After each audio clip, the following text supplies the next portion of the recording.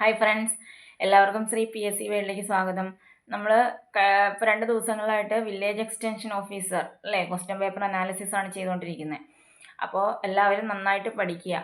Okay, ഇനി വരുന്ന പരീക്ഷകളിലൊക്കെ മികച്ച പ്രകടനം കാഴ്ചവെക്കണം. നമുക്കൊരു ജോലിയാണ് പ്രധാനം. അതുകൊണ്ട് എല്ലാവരും മടി കൂടാതെ സ്മാർട്ട് സ്റ്റഡിയിലേക്ക് പോവുക. ഓക്കെ, അപ്പോൾ നമുക്ക് ഇന്നത്തെ ചോദ്യം അല്ലേ, ഒന്നാമത്തെ ക്വസ്റ്റ്യനിലേക്ക് പോകാം. കിഫ്ബിയുടെ പൂർണ്ണരൂപം കണ്ടുപിടിക്കുക. കിഫ്ബിയുടെ പൂർണ്ണരൂപം കിട്ടിയോ നിങ്ങൾക്ക്? എന്താണെന്ന് കിഫ്ബിയുടെ പൂർണ്ണരൂപം എന്താ? Kerala infrastructure investment fund board അല്ലേ? Kerala infrastructure investment fund board, അതാണ് കിഫ്ബി എന്ന് പറയുന്നത് അല്ലേ? കിഫ്ബി നിലവിൽ വന്നത് എന്നാന്ന് പറയാമോ? എന്നാണ് കിഫ്ബി നിലവിൽ വരുന്നത്? 1999 നവംബർ 11 അല്ലേ? 1999 നവംബർ 11 കിഫ്ബി നിലവിൽ വരുന്നത്. കിഫ്ബിയുടെ ചെയർമാൻ ആരായിരിക്കുമടാ? കിഫ്ബിയുടെ ചെയർമാൻ മുഖ്യമന്ത്രിയും വൈസ് ചെയർമാൻ ആരായിരിക്കും? അപ്പോൾ ധനമന്ത്രിയുമായിരിക്കും. ഓർത്ത് വെച്ചേക്കണം, കിഫ്ബിയുടെ ചെയർമാൻ മുഖ്യമന്ത്രിയും വൈസ് ചെയർമാൻ എന്ന് പറയുന്നത് ധനമന്ത്രിയും ആയിരിക്കും. ഓക്കെ, ഇന്നത്തെ അംഗങ്ങൾ എന്ന് പറയുന്ന ആരൊക്കെയാണ്? ചീഫ് സെക്രട്ടറി ഉണ്ട്, തിരഞ്ഞെടുക്കപ്പെട്ട വകുപ്പുകളിലെ മെമ്പർ സെക്രട്ടറിമാരുണ്ടാകും, സാമ്പത്തിക വിദഗ്ധരായിട്ടുള്ള 7 പേര്, പിന്നെ കിഫ്ബിയുടെ CEO. ഇത്രയും പേരാണ് അംഗങ്ങൾ എന്ന് പറയുന്നത്. ആരൊക്കെയാണ്? ചീഫ് സെക്രട്ടറി, തിരഞ്ഞെടുക്കപ്പെട്ട വകുപ്പുകളിലെ മെമ്പർ സെക്രട്ടറിമാര്, സാമ്പത്തിക വിദഗ്ധരായിട്ടുള്ള 7 വ്യക്തികൾ, കിഫ്ബിയുടെ CEO. ഇത്രയും ചേരുന്നതാണ് കിഫ്ബി എന്ന് പറയുന്നത് കേട്ടോ. അങ്ങനെയാണെങ്കിൽ ഒന്നുകൂടെ പറയാം, കിഫ്ബി എന്ന് പറയുന്ന കേരള ഇൻഫ്രാസ്ട്രക്ചർ ഇൻവെസ്റ്റ്മെന്റ് ഫണ്ട് ബോർഡാണ്. 1999 നവംബർ 11 കിഫ്ബി നിലവിൽ വരുന്നത്. ഇതിന്റെ ചെയർമാൻ എന്ന് പറയുന്ന മുഖ്യമന്ത്രിയും വൈസ് ചെയർമാൻ എന്ന് പറയുന്നത് ധനമന്ത്രിയുമായിരിക്കും. ഓക്കെ അല്ലേ? അടുത്ത ക്വസ്റ്റ്യനിലേക്ക് പോകാം. കേരള സർക്കാരിന്റെ അവയവദാന പദ്ധതിയുടെ പേരും അതിന്റെ ഗുഡ്വിൽ അംബാസിഡറും തിരിച്ചറിയുക. കേരള സർക്കാരിന്റെ അവയവദാന പദ്ധതി പേരെന്താണ്? അറിയാം എല്ലാവർക്കും അല്ലേ? ഏതാണത്? മൃതസഞ്ജീവനിയാണ് അല്ലെ? മൃതസഞ്ജീവനി. ആരാണ് ഗുഡ്വിൽ അംബാസിഡർ? മോഹൻലാലാണ്. നിങ്ങൾക്ക് അറിയാവുന്നതാണ്, മോഹൻലാലാണ് അല്ലെ? അപ്പൊ കേരളത്തില് സർക്കാർ തലത്തിൽ നടപ്പാക്കുന്ന അവയവ കൈമാറ്റ പദ്ധതിയാണ് ഇത് മൃതസഞ്ജീവനി എന്ന് പറയുന്നത്. അപ്പൊ ഈ മൃതസഞ്ജീവനി എന്നാണ് നിലവിൽ വന്നത് പറയാമോ? മൃതസഞ്ജീവനി നിലവിൽ വന്നത് 2012 ഓഗസ്റ്റ് 12 2012 ഓഗസ്റ്റ് 12 മൃതസഞ്ജീവനി പദ്ധതി നിലവിൽ വന്നത്. ഓക്കെ അല്ലേ? എന്താണ് ഈ മൃതസഞ്ജീവനി പദ്ധതിയുടെ ആപ്തവാക്യം എന്ന് പറയുന്നത്? മൃതസഞ്ജീവനി പദ്ധതിയുടെ ആപ്തവാക്യം എന്ന് പറയുന്നത് എന്താണ്? കൈപിടിക്കാം ജീവിതത്തിലേക്ക് അവയവദാനത്തിലൂടെ. എന്താണ്? കൈപിടിക്കാം ജീവിതത്തിലേക്ക് അവയവദാനത്തിലൂടെ എന്നുള്ളതാണ് മൃതസഞ്ജീവനി പദ്ധതിയുടെ ആപ്തവാക്യം. ഓക്കെ അല്ലേ? അപ്പോൾ മൃതസഞ്ജീവനി പദ്ധതി നിലവിൽ വന്നത് എന്നാണ്? 2012 ഓഗസ്റ്റ് 12 ഓക്കെ അല്ലേ? അങ്ങനെയാണെങ്കിൽ ഇതിന്റെ ആപ്തവാക്യം എന്താണ്? കൈപിടിക്കാം ജീവിതത്തിലേക്ക് അവയവദാനത്തിലൂടെ. ഓക്കെ, മൃതസഞ്ജീവനി എന്ന് പറയുന്നത് എന്താണ്? കേരളത്തിൽ സർക്കാർ തലത്തിൽ നടപ്പിലാക്കുന്ന അവയവദാന പദ്ധതി, കൈമാറ്റ പദ്ധതിയാണ്. ആരാണ് ഗുഡ്വിൽ അംബാസിഡർ? മോഹൻലാലാണ്. ഇത്രയും കാര്യങ്ങൾ ഓർത്തു വെച്ചേക്കണം. അതുപോലെ തന്നെ അവയവദാനവും അവയവ കൈമാറ്റ പ്രക്രിയയും കാര്യക്ഷമമാക്കുന്നതിന് കേന്ദ്ര സർക്കാർ സംസ്ഥാന സർക്കാരുമായി ചേർന്ന് നടപ്പാക്കുന്ന ടിഷ്യൂ ട്രാൻസ്പ്ലാന്റ് ഓർഗനൈസേഷൻ, അതിന്റെ പേരറിയാമോ? അവയവദാനവും അവയവദാന കൈമാറ്റ പ്രക്രിയയൊക്കെ കാര്യക്ഷമമാക്കുന്നതിന് വേണ്ടിയിട്ട് കേന്ദ്ര സർക്കാരും നമ്മുടെ കേരള സർക്കാരും ചേർന്ന് നടപ്പാക്കുന്ന ടിഷ്യൂസ് ട്രാൻസ്പ്ലാന്റ് ഓർഗനൈസേഷൻ ആണ് സ്റ്റേറ്റ് ഓർഗൻ ട്രാൻസ്പ്ലാന്റ് ഓർഗനൈസേഷൻ, അഥവാ അതിന്റെ ചുരുക്കപ്പേര് എന്താണെന്നറിയാമോ? Soto state organ transplant organisation. എന്താണ്? സ്റ്റേറ്റ് ഓർഗൻ ട്രാൻസ്പ്ലാന്റ് ഓർഗനൈസേഷൻ, അതാണ് സോട്ടോ എന്ന് പറയുന്നത് കേട്ടോ. ഓക്കെ, ഓർത്ത് വെച്ചേക്കണേ. അടുത്ത ക്വസ്റ്റ്യനിലേക്ക് പോകാം. കേരള സംസ്ഥാന മനുഷ്യാവകാശ കമ്മീഷൻ നിലവിൽ വന്ന വർഷം എന്നാടാ? കേരള സംസ്ഥാന മനുഷ്യാവകാശ കമ്മീഷൻ വന്നത് പറയാമോ? 1998 ഡിസംബറിലാണ് അല്ലേ? 1998 ഡിസംബറിലാണ് എന്ത് വരുന്നത്? കേരള സംസ്ഥാന മനുഷ്യാവകാശ കമ്മീഷൻ നിലവിൽ വരുന്നത് അല്ലേ? അങ്ങനെയാണെങ്കിൽ ദേശീയ തലത്തിൽ വരുന്നത് എന്നാണ്? 1993 ഒക്ടോബർ 12. ഓക്കെ അല്ലേ? അങ്ങനെയാണെങ്കിൽ ദേശീയ മനുഷ്യാവകാശ കമ്മീഷനിൽ ചെയർപേഴ്സൺ ഉൾപ്പെടെയുള്ള അംഗങ്ങൾ എത്രയാണ്? ഇമ്പോർട്ടൻ്റ് ആണ്. ചെയർപേഴ്സൺ ഉൾപ്പെടെ എത്ര അംഗങ്ങളാണ് ദേശീയ മനുഷ്യാവകാശ കമ്മീഷനിൽ? 6 പേരാണ് അല്ലേ? ചെയർപേഴ്സൺ ഉൾപ്പെടെ 6 അംഗങ്ങളാണ് ഉള്ളത്. ഓക്കെ, 2019 മനുഷ്യാവകാശ സംരക്ഷണ നിയമ ഭേദഗതി പ്രകാരം കേന്ദ്ര മനുഷ്യാവകാശ കമ്മീഷന്റെ ചെയർമാന്റെ യോഗ്യത എങ്ങനെയാക്കി? മുൻ സുപ്രീം കോടതി ചീഫ് ജസ്റ്റിസിനോ അല്ലെങ്കിൽ ജഡ്ജിക്കോ എന്താകാം? മനുഷ്യാവകാശ കമ്മീഷന്റെ ചെയർമാൻ ആകാം അല്ലേ? എന്താണ് 2019 മനുഷ്യാവകാശ സംരക്ഷണ നിയമ ഭേദഗതി വന്നു അല്ലേ? അതനുസരിച്ചിട്ട് ഇതിന്റെ ചെയർമാന്റെ യോഗ്യത എന്ന് പറയുന്നത് സുപ്രീം കോടതി മുൻ ചീഫ് ജസ്റ്റിസിനും സുപ്രീം കോടതി മുൻ ജഡ്ജിക്കും എന്താകാം? ചെയർമാൻ ആകാം എന്നാണ്. മറ്റ് 5 അംഗങ്ങളുണ്ട് അല്ലേ? അതിൽ ഒരാള് സുപ്രീം കോടതിയിൽ ജഡ്ജി ആയിട്ട് പ്രവർത്തിച്ചിട്ടുള്ള വ്യക്തിയായിരിക്കണം. 6 അംഗങ്ങളാണ്. അതിൽ ചെയർമാന്റെ യോഗ്യത നമ്മൾ പറഞ്ഞു. ബാക്കി 5 അംഗങ്ങളിൽ ഒരാൾ സുപ്രീം കോടതിയിൽ ജഡ്ജി ആയിരിക്കണം എന്നാണ് പറയുന്നത്. മറ്റൊരാളോ ഹൈക്കോടതി ചീഫ് ജസ്റ്റിസ് ആയിരിക്കണം. മനസ്സിലായോ? മറ്റൊരാൾ ഹൈക്കോടതി ചീഫ് ജസ്റ്റിസിന്റെ പദവി വഹിച്ചിട്ടുള്ള ആളായിരിക്കണം. ഓക്കെ. പിന്നെ ബാക്കി 3 പേര് മനുഷ്യാവകാശങ്ങളെ കുറിച്ച് പ്രായോഗിക ജ്ഞാനമുള്ള 3 പേരെങ്കിലും ഉണ്ടായിരിക്കണം. അതിലൊരാൾ വനിതയായിരിക്കണം എന്നാണ് പറയുന്നത്. ഓക്കെ. മനുഷ്യാവകാശങ്ങളെ കുറിച്ച് പ്രായോഗിക ജ്ഞാനം നേടുന്ന 3 പേരുണ്ട്. അതിൽ ഒരാൾ എന്താണ്? വനിതയായിരിക്കണം. ഓക്കെ. അങ്ങനെ 6 അംഗങ്ങളാണ് ദേശീയ മനുഷ്യാവകാശ കമ്മീഷനിൽ ഉള്ളത്. ഓക്കെ അല്ലേ? കിട്ടിയോ? അടുത്തതിലേക്ക് പോകാം. അടുത്ത ക്വസ്റ്റ്യന്, മുസിരിസ് പൈതൃക പദ്ധതി പ്രദേശങ്ങൾ കേരളത്തിലെ ഏത് ജില്ലകളിലായിട്ടാണ് വ്യാപിച്ചു കിടക്കുന്നത്? മുസിരിസ് പൈതൃക പദ്ധതി പ്രദേശങ്ങൾ കേരളത്തിൽ ഏത് ജില്ലകളിലായി വ്യാപിച്ചു കിടക്കുന്നു? ഓപ്ഷൻ ഉണ്ട്. ആലപ്പുഴ എറണാകുളമാണോ? എറണാകുളം തൃശ്ശൂരാണോ? തൃശ്ശൂർ പാലക്കാടാണോ? പാലക്കാട് കോഴിക്കോടാണോ? ഏതാണ് അതിനകത്ത് ആൻസർ ആയിട്ട് വരുന്നത്? ഓപ്ഷൻ ബി ആണ് അല്ലേ? എറണാകുളം തൃശ്ശൂരാണ് ആൻസർ വരുന്നത്. മുസിരിസ് പൈതൃക പദ്ധതി പ്രദേശങ്ങൾ കേരളത്തില് എറണാകുളം തൃശ്ശൂർ എന്നീ ജില്ലകളിലായിട്ടാണ് വ്യാപിച്ചു കിടക്കുന്നത്. ഓക്കെ. എന്താണ് മുസിരിസ് പൈതൃക പദ്ധതി എന്ന് വെച്ചാൽ ഇന്ത്യയിലെ ഏറ്റവും വലിയ പൈതൃക സംരക്ഷണ പദ്ധതിയാണ് അല്ലേ? ഇന്ത്യയിലെ ഏറ്റവും വലിയ പൈതൃക സംരക്ഷണ പദ്ധതിയാണ് മുസിരിസ് പൈതൃക പദ്ധതി എന്ന് പറയുന്നത്. അങ്ങനെയാണെങ്കിൽ കേരള സർക്കാരിന്റെ ആദ്യത്തെ ഹരിത പദ്ധതി എന്ന് ചോദിച്ചാലും ഏതാണ്? ഈ മുസിരിസ് പൈതൃക പദ്ധതിയാണ്. ഓക്കെ. കേരള സർക്കാരിന്റെ ആദ്യത്തെ ഹരിത പദ്ധതി ചോദിച്ചാലും ഇന്ത്യയിലെ ഏറ്റവും വലിയ പൈതൃക സംരക്ഷണ പദ്ധതി ചോദിച്ചാലും ഏത് പറയണം? മുസിരിസ് പൈതൃക പദ്ധതി പറയണം. ഓക്കെ. അതിന്റെ തുടക്കം കുറിക്കുന്ന വർഷം എന്ന് പറയുന്നത് 2006 കേട്ടോ. മുസിരിസ് പൈതൃക സംരക്ഷണ പദ്ധതിക്ക് തുടക്കം കുറിക്കുന്ന വർഷം 2006. മുസിരിസിന്റെ മൺമറഞ്ഞുപോയ പ്രതാപം പുറം ലോകത്തേക്ക് എത്തിക്കാൻ ലക്ഷ്യമിട്ടിട്ടുള്ള സർക്കാരിന്റെ പദ്ധതിയാണിത്. ഓക്കെ. മുസിരിസിന്റെ മൺമറഞ്ഞു പോയുള്ള പ്രതാപം ഉണ്ടല്ലോ, അത് പുറം ലോകത്തെ അറിയിക്കുക എന്നുള്ളതാണ് ഇതിന്റെ ലക്ഷ്യം. ഓക്കെ. ഇനി പുരാതന കാലത്തെ ഏറ്റവും വലിയ വാണിജ്യ തുറമുഖങ്ങളിൽ ഒന്നായിരുന്നു ഈ മുസിരിസ് അല്ലെ? അത് തകർന്നത് 14-ാം നൂറ്റാണ്ടിൽ പെരിയാറിൽ ഉണ്ടായ വെള്ളപ്പൊക്കത്തിലാണ് അല്ലെ? 14-ാം നൂറ്റാണ്ടിൽ പെരിയാറിൽ ഒരു വെള്ളപ്പൊക്കം ഉണ്ടായി. അതിലാണ് ഏറ്റവും വലിയ വാണിജ്യ തുറമുഖങ്ങളിലൊന്നായ മുസിരിസ്, പുരാതന കാലത്തെ മുസിരിസ് എന്ന് പറയുന്ന തുറമുഖം തകർന്നത്. ഓക്കെ. കിട്ടുമല്ലോ. അടുത്ത ക്വസ്റ്റ്യനിലേക്ക് പോകാം. മനുഷ്യനിൽ ന്യൂമോണിയ ബാധിക്കുന്നത് ഏത് ശരീരഭാഗത്തെയാണ്? മനുഷ്യനിൽ ന്യൂമോണിയ ബാധിക്കുന്നത് ഏത് ശരീരഭാഗത്തെയാണ്? പറയാവോ? കിട്ടിക്കാണോ ആൻസർ അല്ലേ? ശ്വാസകോശത്തെയാണ് അല്ലേ? ന്യൂമോണിയ ബാധിക്കുന്നത് ശ്വാസകോശത്തെയാണ്. ശ്വസനേന്ദ്രിയത്തിലെ വായു അറകളിൽ രോഗാണുക്കൾ പെരുകി ഈ ശ്വസനേന്ദ്രിയ അവിടെ വീക്കം ഉണ്ടാകും, പഴുപ്പുണ്ടാകും. ആ ഒരു അവസ്ഥയാണ് കേട്ടോ. എന്താണ് ന്യൂമോണിയ എന്ന് പറഞ്ഞാൽ? ശ്വസനേന്ദ്രിയത്തിന് വായു അറകളുണ്ട് അല്ലേ? അവിടെ രോഗാണുക്കൾ പെരുകുകയും ശ്വസനേന്ദ്രിയ മൃദൂതകത്തിൽ വീക്കവും പഴുപ്പും ഉണ്ടാകുന്ന ഒരു അവസ്ഥയാണ് ന്യൂമോണിയ. ഈ ന്യൂമോണിയക്ക് കാരണം എന്താ? ഏത് സൂക്ഷ്മാണുവാണ്? ബാക്ടീരിയ മൂലം ഉണ്ടാകുന്ന ഒരു അസുഖമാണല്ലേ ന്യൂമോണിയ എന്ന് പറയുന്നത്. ആ ബാക്ടീരിയ ഏത് ബാക്ടീരിയ ആണെന്ന് ചോദിച്ചാൽ പറയണം. Streptococcus pneumoniae. എന്താണ്? സ്ട്രെപ്റ്റോകോക്കസ് ന്യൂമോണിയ എന്ന ബാക്ടീരിയ മൂലമാണ് ന്യൂമോണിയ ഉണ്ടാകുന്നത്. ഓക്കെ. അങ്ങനെയാണെങ്കിൽ ലോക ന്യൂമോണിയ ദിനം എന്നാടാ? ലോക ന്യൂമോണിയ ദിനമായിട്ട് ആചരിക്കുന്നത് നവംബർ 12-നാണ്. ലോക ന്യൂമോണിയ ദിനം എന്നാണ്? നവംബർ 12-നാണ്. ഓക്കെ അല്ലേ?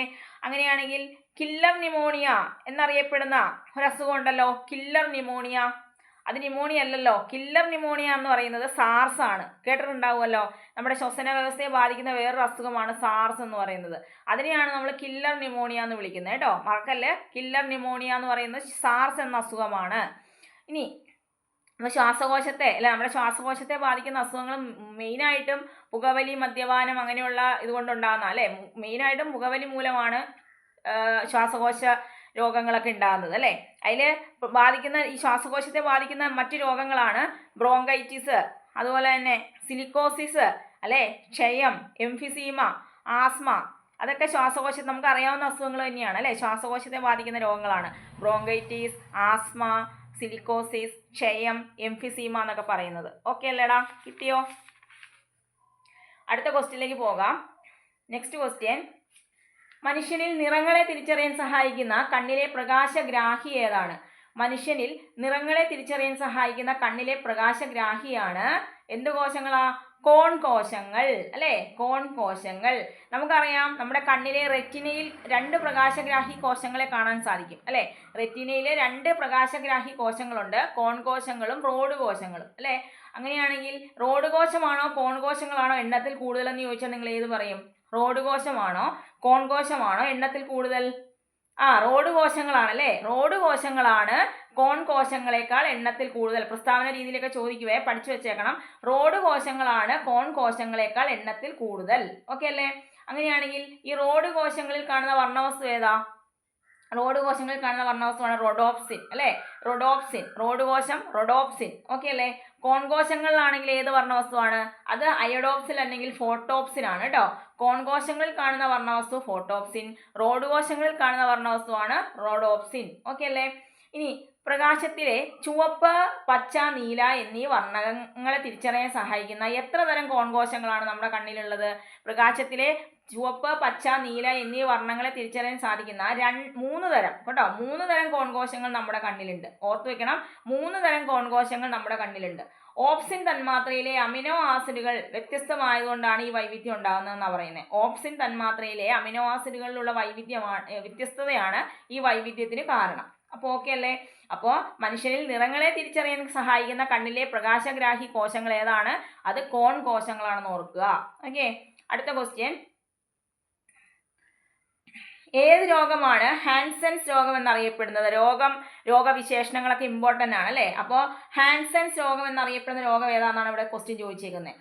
ഏതാടാ ഹാൻസൻസ് രോഗം? കുഷ്ഠമാണല്ലേ. കുഷ്ഠരോഗത്തെയാണ് ഹാൻസൻസ് ഡിസീസ് എന്ന് വിളിക്കുന്നത്. അങ്ങനെയാണെങ്കിൽ നമ്മുടെ ക്ഷയരോഗം ഉണ്ടാകുന്നതിന് കാരണമായ സൂക്ഷ്മാണു ഏതാ? കുഷ്ഠവും ക്ഷയവും മാറിപ്പോകല്ലേ. ക്ഷയരോഗം ഉണ്ടാകുന്നതിന് കാരണം ബാക്ടീരിയ ആണ് അല്ലേ. ഏത് ബാക്ടീരിയ ആണ്? മൈക്രോ ബാക്ടീരിയം ട്യൂബർകുലോസിസ് അല്ലേ. ക്ഷയരോഗത്തിന് കാരണമാകുന്ന സൂക്ഷ്മാണു ഏതാണ്? Micro bacterium tuberculosis. നമ്മുടെ കുഷ്ഠരോഗം ഉണ്ടാകുന്നത് ഏത് നിമിത്തമാണ്? ബാക്ടീരിയ നിമിത്തമാണ് അല്ലേ. മൈക്രോ ബാക്ടീരിയം ലെപ്ര എന്ന് പറയുന്ന ബാക്ടീരിയ മൂലമാണ് കുഷ്ഠം ഉണ്ടാകുന്നത്. എന്നാൽ ക്ഷയരോഗമാണെങ്കിൽ മൈക്രോ ബാക്ടീരിയം ട്യൂബർകുലോസിസ് എന്ന ബാക്ടീരിയ മൂലമാണ് ഉണ്ടാകുന്നത്. ഓക്കെ, ഈ രോഗങ്ങളുടെ രാജാവെന്നും കോക്ക് ഡിസീസ് എന്നും വെളുത്ത പ്ലേഗ് എന്നും തൈസിസ് എന്നൊക്കെ അറിയപ്പെടുന്ന രോഗം ഏതാണ്? ക്ഷയമാണ് അല്ലേ. ക്ഷയമാണ് രോഗങ്ങളുടെ രാജാവ്, ചോദിക്കാറുണ്ട്. കോക്ക് ഡിസീസ്, വെളുത്ത പ്ലേഗ്, തൈസിസ് എന്നീ വിശേഷണങ്ങൾ അറിയപ്പെടുന്ന അസുഖം ഏതാണ്? അത് ക്ഷയമാണ്. ഓക്കെ, ലോക ക്ഷയരോഗ ദിനം എന്നാണ് ലോക ക്ഷയരോഗ ദിനം? മാർച്ച് 24 ലോക ക്ഷയരോഗ ദിനം എന്നാണ്? മാർച്ച് 24. വ്യക്തമാണല്ലോ, ക്ലിയർ ആണല്ലോ. അടുത്ത ക്വസ്റ്റ്യനിലേക്ക് പോകാം. മനുഷ്യ ശരീരത്തിലെ ഏറ്റവും വലിയ ഗ്രന്ഥി ഏത്? എപ്പോഴും ചോദിക്കുന്ന ക്വസ്റ്റ്യൻ ആണ്. മനുഷ്യ ശരീരത്തിലെ ഏറ്റവും വലിയ ഗ്രന്ഥി ഏതാണത്? കരളാണ് അല്ലേ. കരളാണ്. മനുഷ്യ ശരീരത്തിലെ ഏറ്റവും വലിയ ഗ്രന്ഥി ഏതാണ്? കരളാണ്. കരളിന്റെ പ്രധാന ധർമ്മങ്ങൾ എന്തൊക്കെയാ? മാംസ്യ സംശ്ലേഷണം, ദഹനത്തിന് ആവശ്യമായുള്ള സ്രവങ്ങൾ ഉണ്ടാക്കുന്നു അല്ലേ. രക്തത്തിലുള്ള അമോണിയയെ യൂറിയാക്കി മാറ്റുന്നു. രക്താണുക്കൾ വിഘടിച്ചുണ്ടാകുന്ന ബിലിറുബിനെ സംസ്കരിക്കുന്നു. ശരീരത്തിന് വേണ്ട കൊളസ്ട്രോൾ ഉൽപ്പാദിപ്പിക്കുന്നു. പിന്നെന്താ? നിത്യവും 1 ലിറ്റർ വരെ പിത്തരസം ഉൽപ്പാദിപ്പിക്കുന്നു അല്ലേ. കരൾ ഉൽപ്പാദിപ്പിക്കുന്ന പിത്തരസം അറിയാലോ, നിത്യവും 1 ലിറ്റർ വരെ അത് ഉൽപ്പാദിപ്പിക്കുന്നുണ്ട്. അതുപോലെ അമിനോ ആസിഡ്, ലാക്ടേറ്റുകൾ തുടങ്ങിയവയിൽ നിന്നും ശരീരത്തിന് ആവശ്യമായുള്ള ഗ്ലൂക്കോസ് ഉൽപ്പാദിപ്പിക്കുന്നു. രക്തത്തിൽ കൂടുതലായി എത്തുന്ന ഗ്ലൂക്കോസിനെ കൊഴുപ്പും പ്രോട്ടീനുമാക്കി സംഭരിക്കുന്നു. ഓക്കെ, രക്തത്തിലെ ഗ്ലൂക്കോസ് നില തുലനം ചെയ്യുന്നു. ഗ്ലൈക്കോജൻ, ജീവകം എ, ജീവകം B12 എന്നിവയെ ശേഖരിക്കുന്നു. ഫൈബ്രിനോജൻ, പ്രോത്രോംബിൻ എന്നിവ നിർമ്മിക്കുന്നു. അപ്പം ഇത്രയുമാണ് കരളിന്റെ പ്രധാന ധർമ്മങ്ങൾ. എന്തോരം ധർമ്മങ്ങളല്ലേ. ശരീരത്തിലെ രാസപരീക്ഷണശാല എന്നൊക്കെ അറിയപ്പെടുന്ന അവയവമാണ് ഏത്? കരൾ എന്ന് പറയുന്നത്. ഇത്രയും ധർമ്മങ്ങൾ ഓർത്ത് വെച്ചേക്കണം കേട്ടോ. ഈ ഭ്രൂണാവസ്ഥയിൽ ചുവന്ന രക്താണുക്കളെ നിർമ്മിക്കുന്ന അവയവം ഏതാണെന്ന് ചോദിക്കാം. ഏതാണ്? നിങ്ങൾ ഏത് ആൻസർ പറയും? ഭ്രൂണാവസ്ഥയിൽ ചുവന്ന രക്താണുക്കളെ നിർമ്മിക്കുന്ന അവയവം ഏതാണ്? അത് കരളാണ് കേട്ടോ, മറക്കല്ലേ. ഭ്രൂണാവസ്ഥയിൽ ചുവന്ന രക്താണുക്കളെ നിർമ്മിക്കുന്ന അവയവം കരളാണ്. ഓക്കെ അല്ലേടാ, കിട്ടുമല്ലോ. അടുത്ത ക്വസ്റ്റ്യൻ. മനുഷ്യനിൽ വൈറ്റമിൻ എയുടെ അഭാവത്തിൽ ഉണ്ടാകുന്ന രോഗം ഏതാണ്? നിശാന്തത, ദീർഘദൃഷ്ടി, തിമിരം, വിഷമദൃഷ്ടി. ഇതിനകത്ത് ഏതാണ് ആൻസർ ആയിട്ട് വരുന്നത്? വൈറ്റമിൻ എയുടെ അഭാവം മൂലം ഉണ്ടാകുന്നത് അറിയാം നമുക്ക്, നിശാന്തതയാണ് അല്ലേ. നിശാന്തതയാണ്. നിശാന്തതയുടെ വേറൊരു പേരാണ് നൈറ്റ് ബ്ലൈൻഡ്നെസ് അല്ലെങ്കിൽ നിക്ടലോപ്പിയ അല്ലേ. നിക്ടലോപ്പിയ എന്നറിയപ്പെടുന്ന രോഗം ഏതാണെന്ന് ചോദിച്ചാൽ നിശാന്തത അല്ലെങ്കിൽ നൈറ്റ് ബ്ലൈൻഡ്നെസ് ആണ്. ഓർത്ത് വെച്ചേക്കണം, നിക്ടലോപ്പിയ എന്നറിയപ്പെടുന്നത് നിശാന്തതയാണ്. ഓക്കെ, കണ്ണുകളുടെയൊക്കെ ആരോഗ്യത്തിന് ആവശ്യമായ ജീവകമാണ് ജീവകം എ. അതിൻ്റെ രാസനാമം നിങ്ങൾക്കറിയാം, എന്താണത്? റെറ്റിനോൾ അല്ലേ. റെറ്റിനോൾ. ജീവകം എയുടെ അപര്യാപ്തം കൊണ്ടുണ്ടാകുന്ന മറ്റു രോഗങ്ങൾ ഏതൊക്കെയാണ്? നമ്മൾ ഒരെണ്ണം പറഞ്ഞു, നൈറ്റ് ബ്ലൈൻഡ്നെസ് അഥവാ നിശാന്തത അല്ലേ. വേറെ രണ്ടെണ്ണം പറഞ്ഞേ. കെരാറ്റോമലേഷ്യ, സിറോഫ്താൽമിയ അല്ലേ. അതൊക്കെ എന്താണ്? വൈറ്റമിൻ എയുടെ അപര്യാപ്തത കൊണ്ടുണ്ടാകുന്ന അസുഖങ്ങളാണ്. ഇമ്പോർട്ടൻ്റ് ആണ്. കെരാറ്റോമലേഷ്യ, സിറോഫ്താൽമിയ, പിന്നെ ഏതാ പഠിച്ചത്? നിശാന്തത. ഓക്കെ. ഇനി ജീവകം എ കൂടിപ്പോയാലും പ്രശ്നമാണല്ലേ. ജീവകം എയുടെ ആധിക്യം മൂലമുണ്ടാകുന്ന രോഗം ഏതാണ്? അത് ഹൈപ്പർ വൈറ്റമിനോസിസ് എ. എന്താണ്? ഹൈപ്പർ വൈറ്റമിനോസിസ് എ ആണ്. മനസ്സിലായോ? അന്ധത തടയുന്നതിനുള്ള അന്താരാഷ്ട്ര ഏജൻസിയുടെ ആഗോള സംരംഭം എന്ത് പേരിൽ അറിയപ്പെടുന്നതെന്ന് അറിയാമോ? അന്ധത തടയുന്നതിനുള്ള അന്താരാഷ്ട്ര ഏജൻസിയുടെ ആഗോള സംരംഭമാണ് വിഷൻ 2020. മനസ്സിലായോ? അന്ധത തടയുന്നതിനുള്ള അന്താരാഷ്ട്ര ഏജൻസിയുടെ ആഗോള സംരംഭമാണ് വിഷൻ 2020. ഓക്കെ അല്ലേടാ? കിട്ടുമല്ലോ. അടുത്ത ക്വസ്റ്റ്യനിലേക്ക് പോവാണേ. താഴെ പറയുന്നതിൽ ഏറ്റവും ചെറിയ യൂണിറ്റ് ഏതാണ്? താഴെ പറയുന്നതിൽ ഏറ്റവും ചെറിയ unit millimetre, fermi, angstrom, metre. ഏതാണ് ഏറ്റവും ചെറിയ യൂണിറ്റ്? ഫെർമി ആണല്ലേ. ആൻസർ ഏതാണ്? ഫെർമി ആണ്. എന്തിനു വേണ്ടിയിട്ടാണ് ഈ ഫെർമി ഉപയോഗിക്കുന്നത്? എന്തളക്കാനാണ് ഉപയോഗിക്കുന്നത് ഫെർമി? എന്തളക്കാനാ? ആണവ വലിപ്പം അളക്കാൻ ഉപയോഗിക്കുന്നു അല്ലേ.